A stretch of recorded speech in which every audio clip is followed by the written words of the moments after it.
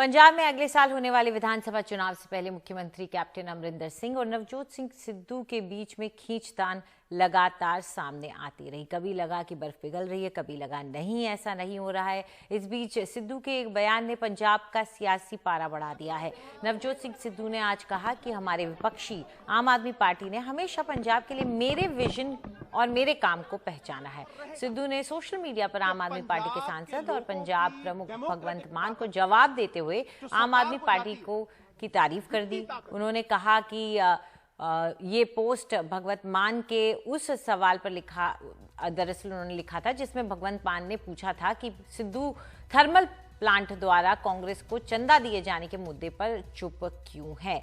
ऐसे में सिद्धू ने ट्वीट किया और उन्होंने कहा कि मेरे विरोधी आम आदमी पार्टी ने पंजाब के लिए मेरे नजरिए और काम को हमेशा मान्यता दी है, चाहे वो ये 2017 से पहले बेअदबी, ड्रग्स, किसानों का मुद्दा और पंजाब के लोगों द्वारा झेला जा रहा बिजली का संकट हो। ये सारे मुद्दे मैंने उठाए, या जैसे आज मैं पंजाब मॉडल पेश कर रहा हूं, ये साफ है कि उन्हें पता है पंजाब के लिए असल में कौन लड़ रहा है। अगर विपक्ष मुझसे सवाल पूछने की हिम्मत करता है तो भी वो मेरे जनपक्षीय मुद्दे से भाग नहीं सकता।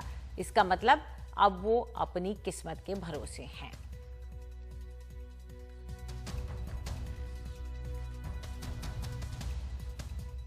सिद्धू साहब, ये नाप तोल है कि भाव तोल है, लेकिन एक गल स्पष्ट हो गई कि पंजाब दे सब नालों सीनियर लीडर कांग्रेस दे स्टार प्रचारक पूर्व मंत्री नवजोत सिंह सिद्धू ने पंजाब दी कैप्टन अमरिंदर सिंह दी सरकार दे शासन नूं 0 नंबर देते हैं।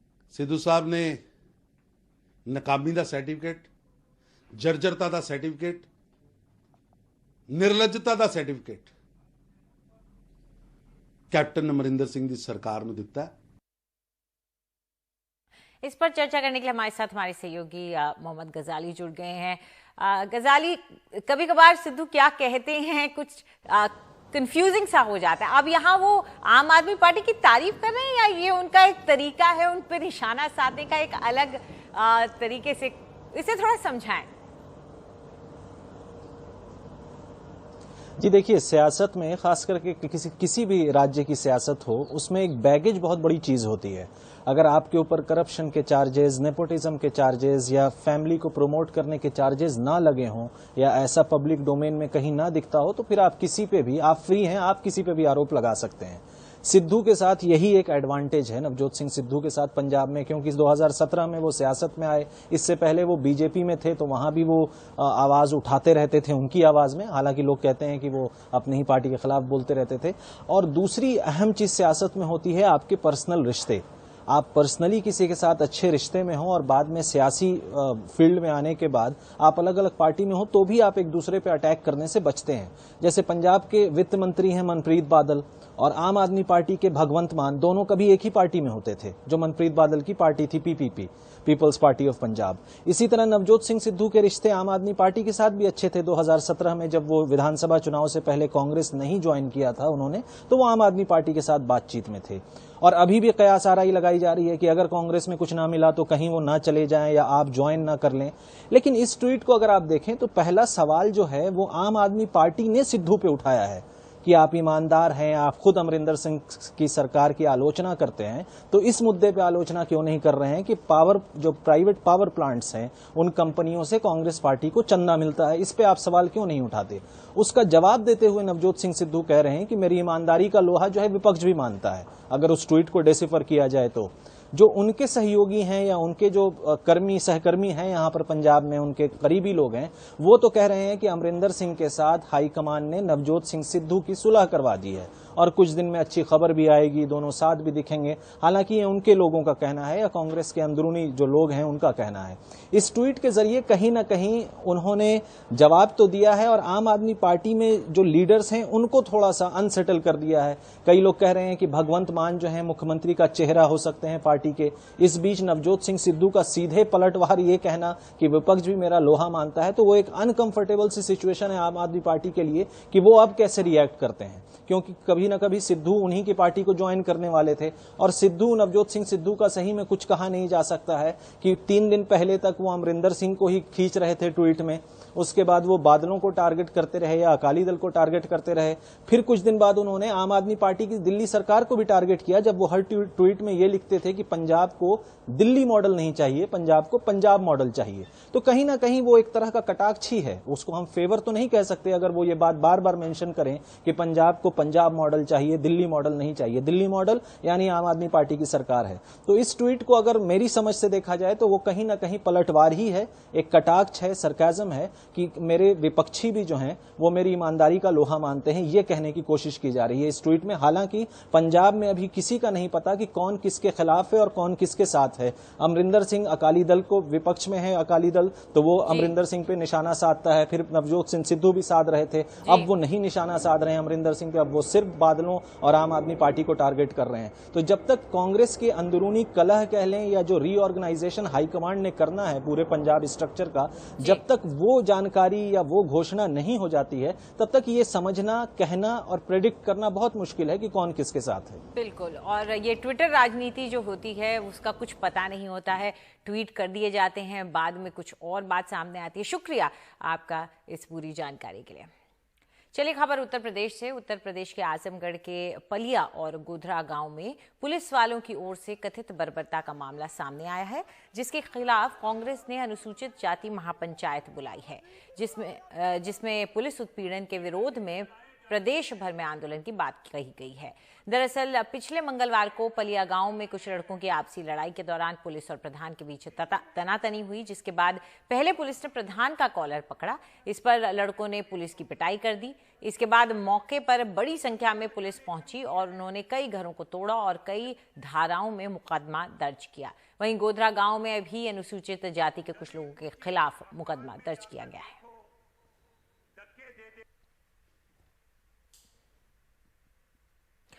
और अब खबर भोपाल गैस त्रासदी से जुड़ी हुई। सबसे पहले आपको ये बता दें कि मध्य प्रदेश की कैबिनेट ने त्रासदी में विधवा हुई महिलाओं के लिए पेंशन को अप्रूवल सहमति दे दी है और ये रजामंदी कई खबरें हमारे करने के बाद, एनडीटीवी के करने के बाद आई है।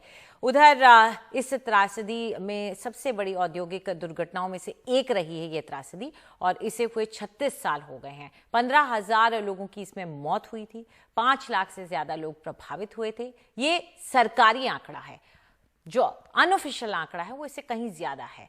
यूनियन कार्बाइड की जानलेवा गैस कई पीढ़ियों के लिए धीमा जहर बनकर रह गई है। अब सरकार यहां करोड़ों खर्च कर मेमोरियल बनाएगी। हालांकि सरकारी गणित पर गैस पीड़ित कई सवाल खड़े कर रहे हैं।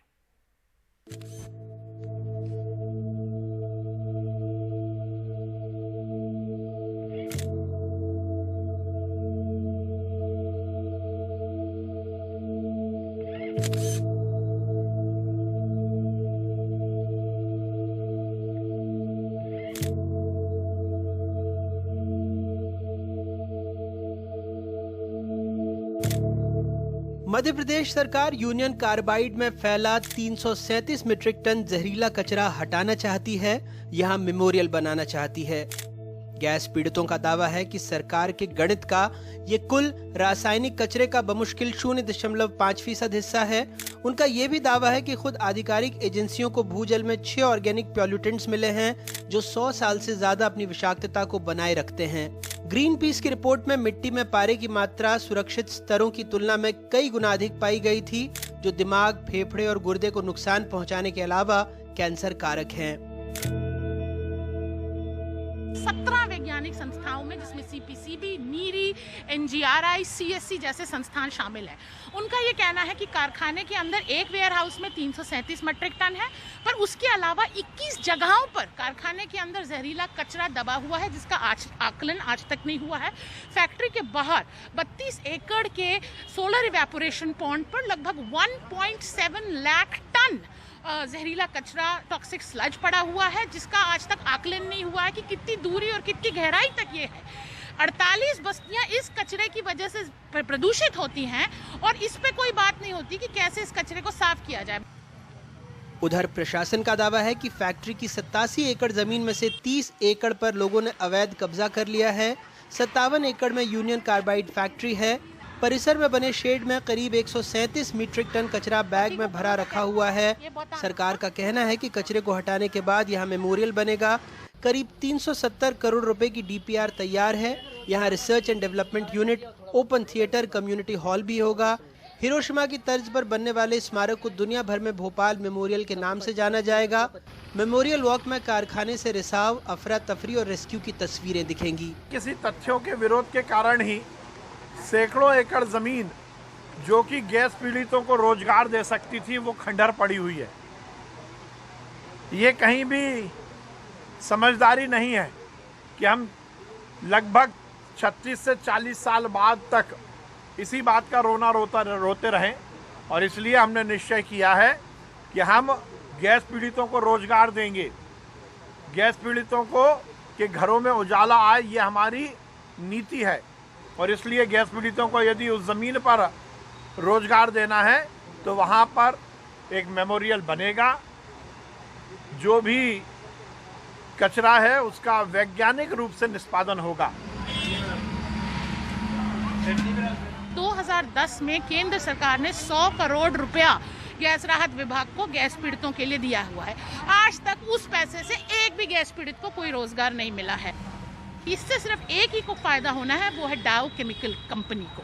डाउ केमिकल कंपनी चाहती है कि उसके ऊपर कोई लायबिलिटी ना आए और हमारी सरकारें पूरी तरह से उनके आगे नतमस्तक है।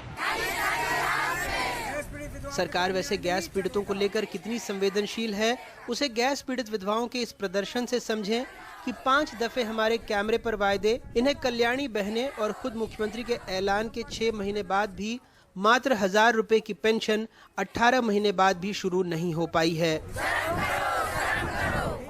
जमीन पर खड़ा मेमोरियल दिख जाएगा, लेकिन जमीन के अंदर पड़ा जहरीला कचरा नहीं। और यही होता आया है, खासकर वोटों के बाजार में जो दिखता है वही बिकता है।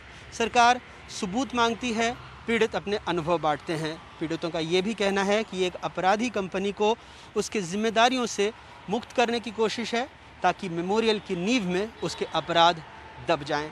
भोपाल से कैमरा पर्सन रिजवान खान के साथ अनुराग द्वारी, NDTV इंडिया।